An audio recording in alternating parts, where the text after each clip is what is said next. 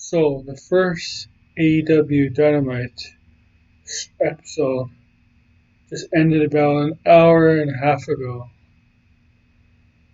where it's 11:30 now and ended at 10 o'clock Eastern Time. A lot of things interesting happened this episode. I'm talking about them in order. So here we go. The first match was a rematch from Fire the Fallen between Darby Allin and the American Nightmare, Cody Rhodes. Now this match was a very good match. It almost went 20 minutes as the time limit was for this match. AEW has time limits, and yeah. So this match went on for almost a full 20 minutes. Cody Rhodes came out on top, winning this match. So, between Darby Allin and Cody Rhodes actually has a win over Darby Allin, a win in a tie. Now, Cody Rhodes isn't an issue, no problem with MJF, which I'm going to get to later, right? Where MJF has some interesting demands he laid out for Cody Rhodes if he wants a match with them. So, we got a backstage segment with Joey Janela, the bad guy, about to be interviewed, and all of a sudden he got Lobo behind from his former girlfriend, and real life girlfriend, Penelope Ford, who in AEW and in real life dating Kip Sabian. So this is obviously going to lead to a program between Joey Janela and Kip Sabian. We'll see where this goes. This has something to do with Penelope Ford involved, of course, since Joey Janela and Penelope Ford have some history with each other. Next, this is the match, arguably the best women's match AEW has ever that on the product. Sorry about that. Ever since AEW started, it was a fatal four-way for the AEW's women's title with the challengers in Nylarose, Shida, and Brittbaker to take on the champion, Rhio. You have Rhio, who's the underdog, Nyla, who's the powerhouse. Shida has almost everything. Brittbaker is the one that's up and coming talent. Yeah, she's a dentist. So, I was really impressed with some of the moves they did. Like, Nyla Rose used her power, but she even went on the turnbuckle. She's quite agile for a big woman. It's a funny thing to use tables too. Rhio jumped off the turnbuckle onto a down Nyla Rose, leaning on the apron. She jumped under, landing feet first on the back. It looked more like the butt, but it's supposed to be the back, of course. The ending was probably not the best part of the match.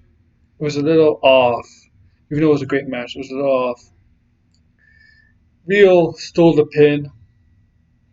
win away from Brittbaker. But she didn't really fully have Brittbaker pinned until about the 2 count, and then 3. And that's when she retained the title. And a frustrated Nyla Rose clotheslined Rhio, beat her up, set up a table, beat up Rhio onto the table.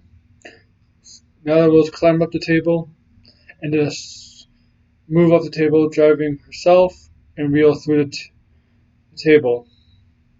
Now I don't know where this leads, but I know, and you know, that AEW has confirmed that Rhio will defend her title against Chris Statlander, the Alien, next week. It originally was supposed to be this week, but due to being double booked, they moved it back. Chris Sandler was gonna wrestle whoever won this match. In this case, it was Rhio. Next, we got Moxley taking on Trent. This match was good. Very good. Trent and Moxley put on a decent match, going back and forth a little bit. But then they got to the stage area near the end where Moxley DDT'd Trent, wherever, onto the stage.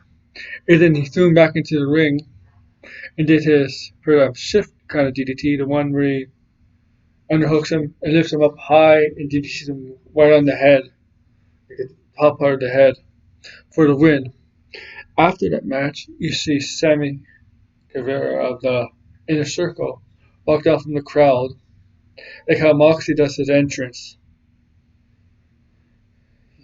And backing off, not wanting to fight Moxley, of course. And then you see Jumbotron, or so Chrisjericho, with the AEW title over his shoulder, saying how impressed he was and how much he wanted Moxley in. He wanted him 49% of the Inner Circle, LS, whatever. Then he showed him this 4GT that cost over $1 million when every member of the Inner Circle pitched in. And then he had a custom made license plate named Mox on the bottom. And then, as a way to recruit him, right? Then you see Jericho get in the car and drive away. And then you go back to the ring. Moxley took the mic and said he'll make a decision next week on AEW Dynamite. So, tune in next week. We'll finally find out the decision. Everybody thought it was going to be this week, but it's going to be next week. And if I'm giving my opinion once again, he's going to turn them down. Because Moxley's the type of guy that doesn't need things like a car or a percentage of a group. He's not that type of guy. We all know it, you know it. So next, I'm not sure what's next. I don't know what's order. I forget. Oh yeah, Sammy Guevara stayed in the ring. He's gonna have a match with Dustin Rhodes. Remember, Sammy Guevara and Jake Hager were involved a couple months ago. Involved that Cody Rhodes storyline with Chris Jericho. Remember, they broke Dustin Rhodes' arm. So this is a matter of revenge for Dustin Rhodes. He was beating up Sammy Guevara most of the match. But Jack Hager gets involved, distracts him. And in the end, Dustin Rhodes was not able to get his revenge, as Sammy was able to get his first singles win, I believe, in AEW. In the standings, the records have been reset. The win-loss records have been reset. So I guess he's 1-0 after going whatever the 0 and something in single matches.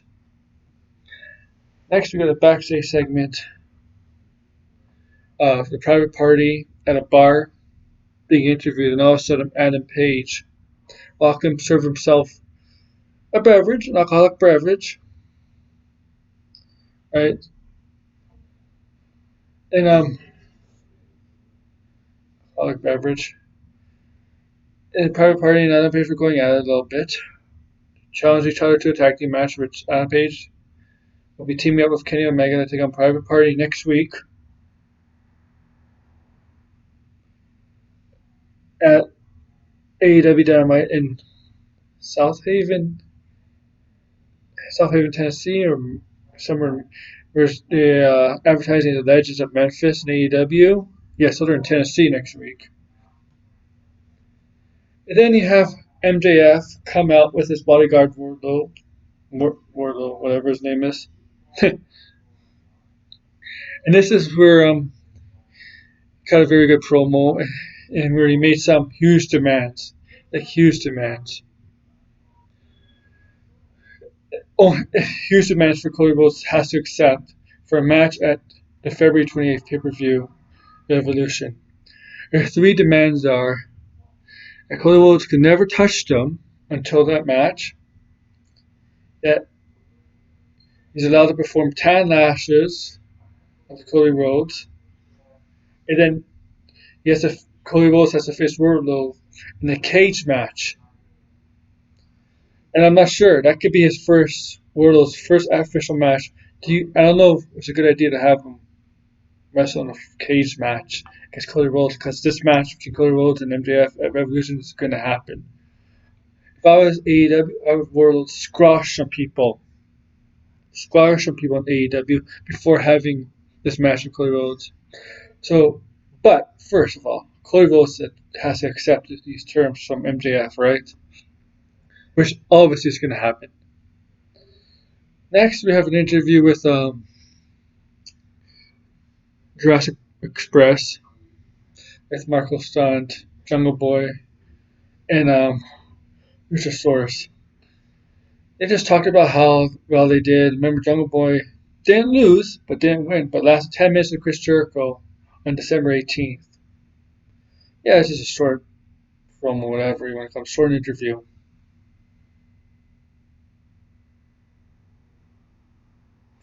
Alright, next we'll talk about the main event, which is the Elite Kenny Omega and the Young Bucks, Nick Jackson,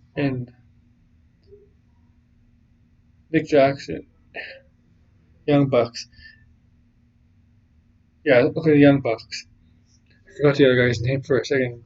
About mine. Matt Jackson and Nick Jackson. There we go. Taking the Lucha Brothers, Pentagon Jr., Phoenix, and Pac. This match was a great main event. It was everything you need for. These guys have chemistry with each other. They face each other before in AEW. And the Young Bucks and Pentagon and Phoenix have fought a lot in AEW, but even in other promotions. Kenny Omega and Pac have fought a couple times in AEW, but he's even fought Phoenix and AEW, and Pentagon and other promotions. But of course, the Elite gets the win. Celebrate, and remember, Hangman Page was by the commentating booth as a guest with the commentators Jim Ross, Excalibur, and a special guest commentator in Taz. Yeah, Taz was commentating for the whole night. So Hangman Page was there with the beverage, with the alcoholic beverage. So as the Elite were celebrating with Cody Rhodes there, they wanted Adam Page to come up and celebrate with them. And Adam Page was like, no, it's okay. He's like, he congratulated him. He says, because remember, he took himself out of the Elite and then decided to go solo. So yeah. So this is a small preview for next week. So we got the women's title match next week. Chris Statlander versus Rhio for the women's AEW championship. Kenny Omega and Adam Page versus the Private Party. And we got this issue that Moxley has to make. Does he join Inner Circle or does he not join Inner Circle? Thank you. Comment, like, and subscribe. Thank you and have a good night.